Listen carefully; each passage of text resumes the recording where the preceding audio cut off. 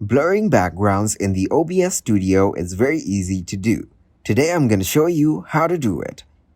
First of all, open up the OBS in your web browser.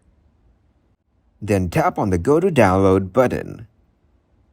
It will take you to another site. Scroll down and tap on the OBS background .1.15 Windows x54 zip link. Then store the zip file in your PC.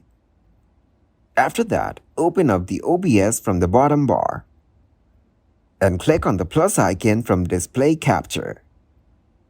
Now, go into Video Capture Device from here. Create a source and click OK. Then adjust the frame on your screen and tap on Video Capture Device and go into Filter. Now tap on the plus icon in the Effects filter. You will find the Background Removal option. From where you can blur the background. It's not showing here because I don't have a webcam.